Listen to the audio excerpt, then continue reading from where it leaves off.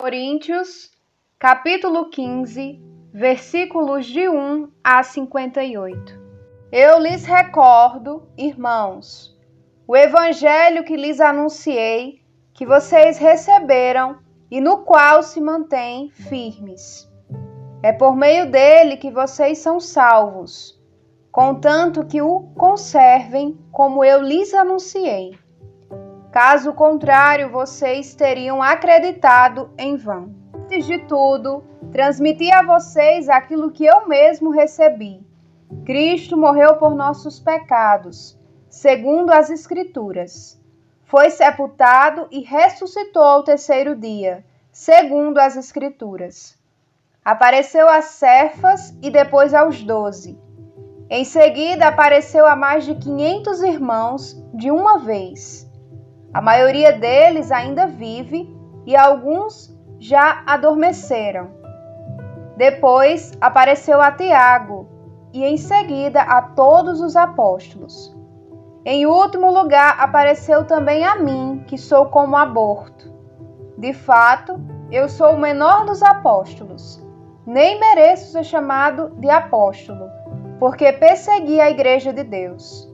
Mas, pela graça de Deus, sou o que sou. E sua graça concedida a mim não se tornou estéril. Pelo contrário, trabalhei mais do que todos eles. Não eu, mas a graça de Deus que está comigo. Portanto, seja eu, sejam eles, é isso que proclamamos e é nisso que vocês também acreditaram. Ora, se proclamamos que Cristo ressuscitou dos mortos, como podem alguns de vocês dizer que não existe ressurreição dos mortos? Se não existe ressurreição dos mortos, então Cristo também não ressuscitou. E se Cristo não ressuscitou, vazia é nossa pregação, e vazia também é a fé que vocês têm. E acabamos sendo falsas testemunhas de Deus, porque testemunhamos contra Deus, dizendo que ele ressuscitou a Cristo, quando de fato não ressuscitou, se é que os mortos não ressuscitam. Porque, se os mortos não ressuscitam, Cristo também não ressuscitou. E se Cristo não ressuscitou, a fé que vocês têm não possui fundamento, e vocês ainda estão em seus pecados. E também os que adormeceram em Cristo estão perdidos. Se nossa esperança em Cristo é somente para esta vida, somos os mais miseráveis de todos os homens. Mas a verdade é que Cristo ressuscitou dos mortos, como o primeiro fruto dos que adormeceram. De fato, já que a morte veio por um homem, também por um homem vem a ressurreição dos mortos. Pois, assim como em Adão todos morrem, em Cristo todos receberam a vida. Cada um na sua ordem. Cristo como primeiro fruto, depois os que pertencem a Cristo, por ocasião da sua vinda. Em seguida haverá o fim, quando ele entregar o reino a Deus, Pai, depois de ter destruído todo o principado, toda a autoridade, todo o poder. Pois é preciso que Cristo reine, até que Deus tenha posto todos os seus inimigos debaixo dos pés dele. O último inimigo a ser destruído é a morte, pois Deus pôs tudo debaixo dos pés dele. Mas, quando se diz que tudo está submetido a Cristo, é evidente que se deve excluir aquele que tudo lhe submeteu. E quando todas as coisas tiverem sido submetidas a Cristo, então o próprio Filho se submeterá àquele que tudo submeteu a ele, para que Deus seja tudo em todos. Se não fosse assim, o que ganhariam os que se batizam pelos mortos?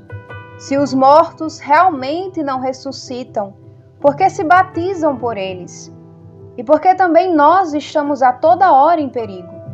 Dia a dia estou morrendo, irmãos. Tão certo quanto são vocês a minha glória em Jesus Cristo, nosso Senhor. O que ganharia eu lutando contra os animais selvagens em Éfeso, se tivesse apenas interesses humanos? Se os mortos não ressuscitam, comamos e bebamos, pois amanhã morreremos. Não se iludam. As más companhias corrompem os bons costumes. Vivam na justiça com sobriedade e não pequem, pois alguns de vocês vivem na ignorância a respeito de Deus. E eu falo isso para que vocês se envergonhem. Mas se alguém dirá: de que maneira os mortos ressuscitam? Com que corpo voltarão? Insensato! Aquilo que você semeia não volta a viver, se antes não morrer. E aquilo que você semeia não é o corpo da futura planta que surgirá, mas sim um simples grão de trigo ou de qualquer outra semente. E a esta Deus lhe dá o corpo como quer. A cada uma das sementes ele dá o corpo que é próprio dela. Nem toda carne é a mesma carne. Uma é a carne dos homens, outra a carne dos quadrúpedes, outra a dos pássaros, outra a dos peixes. Há corpos celestes e corpos terrestres. Um é o brilho dos celestes e outro o brilho dos terrestres.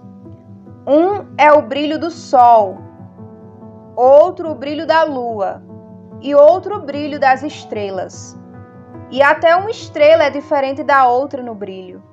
Assim também é a ressurreição dos mortos. O corpo é semeado na corrupção e ressuscita incorruptível. É semeado desprezível e ressuscita glorioso. É semeado na fraqueza e ressuscita cheio de força. É semeado um corpo psíquico e ressuscita um corpo espiritual. Existe um corpo psíquico, existe também um corpo espiritual. Assim está escrito: Adão, o primeiro homem, tornou-se alma vivente, mas o último Adão tornou-se espírito que dá a vida. Não é o espiritual primeiro, mas o psíquico. O espiritual vem depois.